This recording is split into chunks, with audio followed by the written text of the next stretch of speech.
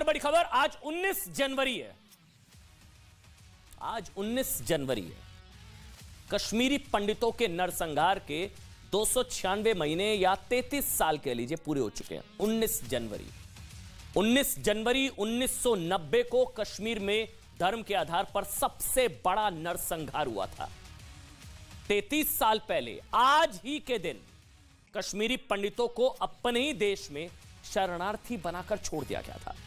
आज ही के दिन उस विश्वास पर सबसे बड़ा प्रश्न चिन्ह लगा था, जिसके तहत कहा जाता है कि इंसाफ में देर है लेकिन अंधेर नहीं। आ तो 33 साल हो गए, अब तक इंसाफ नहीं हुआ।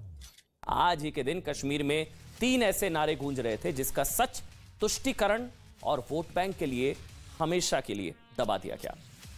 जानते क्या नारे थे? ये नारे कश्मीर की मस्जिदों से भी गूंज रहे थे। पहला नारा था, यहां क्या चलेगा निजामे मुस्तफा। 19 जनवरी 1990 की वो काली रात, वो 3 नारे। पहला नारा, यहां क्या चलेगा निजामे मुस्तफा। दूसरा नारा था, कश्मीर में रहना है, अल्लाहू अकबर कहना है। और तीसरा नारा था, 80 गची पाकिस्तान, बटवरवस दे बटनेव सान। मतलब इसका मतलब था कि हमें पाकिस्तान चाहिए लेकिन हिंदू औरतों के साथ और हिंदू पुरुषों के बिना। नहीं भूलेंगे 19 जनवरी 1990 वो काली रात, वो जख्म आज भी ताजा है। कश्मीरी हिंदुओं को जानते हैं 3 शर्तें दी गई थी, आज याद करना जरूरी है। 3 शर्तें उनके सामने, 3 ऑप्शंस रखे गए थे कश्मीर में रहने के लिए। या तो इस्लाम कबूल कर लो, कश्मीर छोड़कर भाग जाओ, या मर जाओ। इसके बाद कश्मीर में बेहद क्रूरता से हिंदू नरसंहार का खेल शुरू हुआ। और अफसोस यह है कि 33 साल बाद 19 जनवरी 2023 तक हमारे देश में आतंकवादियों की मौत पर मातम बनाने वाले तो कई लोग हैं। कहते हैं ना, अफजल हम शर्मिंदा हैं, तेरे कातिल जिंदा है, ऐसे नारे लगाने वाले भी कई लोग हैं। लेकिन आज तक किसी की जुबान से नहीं निकला, कश्मीरी पंडित हम शर्मिंदा हैं, तुम्हारे कातिल आज भी जिंदा है। कश्मीरी पंडित 19 जनवरी को होलोकास्ट यानी कि नरसंहार दिवस के तौर पर मनाते हैं। आज नरसंहार दिवस कह लीजिए। कश्मीर में 1990 के दौर में क्या हुआ, फिल्म कश्मीर फाइल्स के जरिए इसका सच दुनिया के सामने आ चुका है।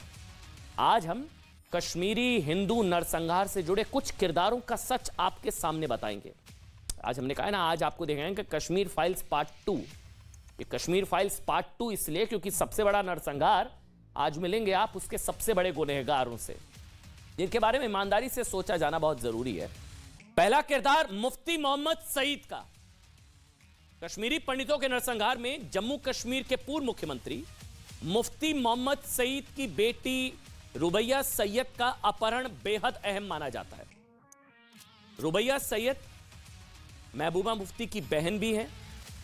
कुछ कश्मीरी पंडित कहते हैं कि रुबैया सैयद के अपहरण के बाद कश्मीर में हिंदू नरसंहार और पलायन की जमीन तैयार हो गई। 2 दिसंबर 1989 को वीपी सिंह, विश्व प्रताप सिंह की सरकार ने शपथ ली थी। पहली बार देश को एक मुस्लिम गृह मंत्री मिले। मुफ्ती मोहम्मद सईद देश के सेंट्रल होम मिनिस्टर बने। और शपथ के 6 दिन बाद 8 दिसंबर 1989 को रुबैया सैयद का अपहरण हो गया। मुफ्ती मोहम्मद सईद देश के गृह मंत्री बने और उसके कुछ दिन बाद उनकी बेटी का अपहरण हो गया। आतंकवादियों ने 20 आतंकवादियों की रिहाई की मांग की। क्योंकि रुबैया सैयद देश के गृह मंत्री की बेटी थी, इसलिए केंद्र सरकार तुरंत जेकेएलएफ के 5 आतंकवादियों को छोड़ने के लिए तैयार हो गई। जेकेएलएफ के 5 आतंकवादियों की रिहाई के बाद पूरे कश्मीर में आजादी के नारों का शोर बढ़ गया। जैसे रिहाई हुई ना आतंकवादियों की, कश्मीरी पंडितों के एक बड़े वर्ग का मानना है कि रुबैया सैयद के लिए जिस तरह केंद्र सरकार घुटनों पर झुकी, उससे अलगाववादियों की हिम्मत बहुत बढ़ गई। इसी के बाद घाटी में हिंदुओं की हत्याएं तेज हुई, नरसंहार हुआ, ये सारी चीजें हुई। और सिर्फ कश्मीरी पंडितों का ही नहीं, बल्कि अलगाववादी नेता हिलाल वार ने भी ये कहा था कि रुबैया सैयद का अपहरण स्टेज्ड था, ड्रामा था।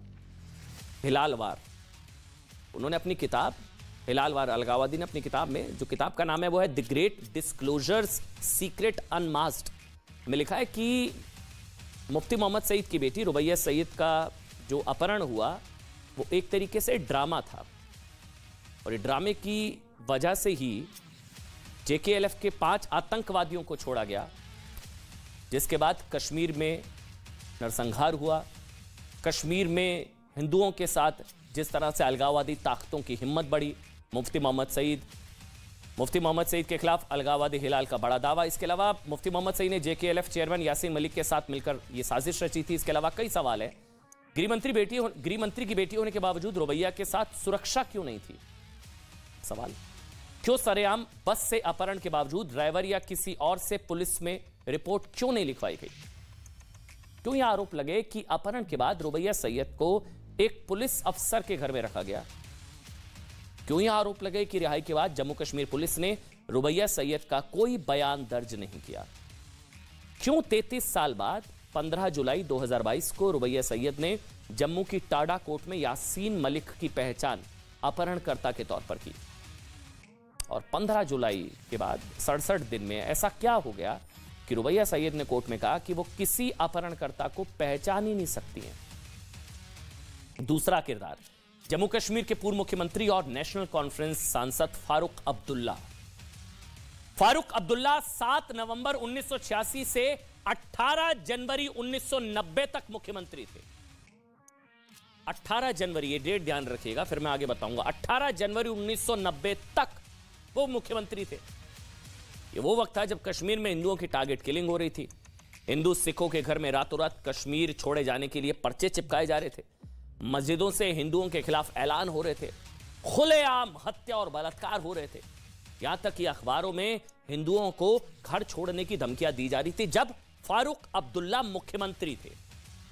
कश्मीरी पंडितों का एक बड़ा वर्ग का यह आरोप है कि हिंदू नरसंहार और पलायन के पीछे नेशनल कॉन्फ्रेंस की भी भूमिका है, फारूक अब्दुल्ला।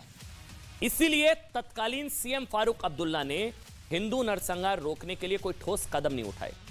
आज भी इस सवाल का जवाब किसी के पास नहीं है कि सोचिए, नरसंहार हुआ 19 जनवरी, इस्तीफा दिया फारूक अब्दुल्ला ने 18 जनवरी, एक दिन पहले। सवाल यह उठा कि क्या फारूक अब्दुल्ला को पता था 19 जनवरी को क्या होने वाला है? 18 जनवरी को उन्होंने पद छोड़ दिया, 19 जनवरी को नरसंहार हो गया। इतना बड़ा कोइंसिडेंस। 18 जनवरी से मैंने कहा था तारीख, उससे एक रात पहले फारूक अब्दुल्ला ने क्यों मुख्यमंत्री पद से इस्तीफा दिया? क्या ये 19 जनवरी 1990 को हुए नरसंहार की कोई प्लान्ड स्क्रिप्ट थी क्या? इस सवाल का जवाब आज तक नहीं मिल पाया है। क्यों फारूक इस्तीफा देते ही लंदन भाग गए? क्या उन्हें पता था 19 जनवरी को क्या होने वाला है? इस्तीफा देते ही लंदन चले गए, क्यों? उन्हें पता था। क्यों फारूक अब्दुल्ला सरकार में पुलिस और खुफिया नेटवर्क गायब हो गए थे? पता ही नहीं था क्या होने जा रहा है 19 जनवरी को। इन सवालों का ईमानदारी से जवाब आज तक नहीं मिल पाया। और कश्मीरी पंडितों के नरसंहार में तीसरा सबसे बड़ा किरदार, आगे बढ़ेंगे, यासीन मलिक। ये किरदार जो है आपके जहन में ताजा रहने चाहिए। ये कौन लोग हैं? यासीन मलिक का कश्मीरी पंडितों के नरसंहार में बड़ा रोल माना जाता है और ये तस्वीर कोई नहीं भूल पाता जब प्रधानमंत्री कार्यालय बुलाया गया था इन लोगों को। ये वही यासीन मलिक जिसे मोदी सरकार में टेरर फंडिंग केस में दोषी ठहराया जा चुका है। यही यासीन मलिक यूपीए सरकार में वीआईपी नेता की भूमिका में था, जिससे प्रधानमंत्री मनमोहन सिंह मिलते थे। एक टीवी इंटरव्यू के दौरान यासीन मलिक सार्वजनिक तौर पर यह बात स्वीकार कर चुका है कि कश्मीरी पंडितों के नरसंहार के पीछे उसकी बहुत बड़ी भूमिका थी। वर्ष 2013 में एक आरटीआई के जवाब में भारत सरकार के विदेश मंत्रालय ने सरकारी दस्तावेजों में यह माना था कि 9 फरवरी 2013 को यासीन मलिक ने पाकिस्तान के इस्लामाबाद में एक रैली का आयोजन किया था, जिसमें भारत का मोस्ट वांटेड आतंकवादी हाफिज सईद शामिल हुआ था। इसी दौरान उसने यासीन मलिक से मुलाकात की थी। हाफिज सईद से मुलाकात की यासीन मलिक ने, और वो यासीन मलिक हमारे देश में मनमोहन सिंह उस वक्त के प्रधानमंत्री से मिल रहा है, आतंकवादी हाफिज सईद से। ऑन रिकॉर्ड है ये सब कुछ। और सबसे बड़ी बात, जिस वक्त आरटीआई के सवाल का जवाब दिया गया उस वक्त भारत में यूपीए की सरकार थी। यासीन मलिक रुबैया सैयद के अपहरण का आरोपी है, लेकिन आज तक उसे कश्मीरी पंडितों के नरसंहार केस में सजा नहीं हुई है। यासीन मलिक की तरह ही चौथा किरदार बिट्टा कराटे, ये नाम आपने कई बार सुना होगा। इसका असली नाम जानते हैं क्या? इसका असली नाम है फारूक अहमद डार। बिट्टा कराटे नहीं है इसका नाम, इसका नाम है फारूक अहमद डार।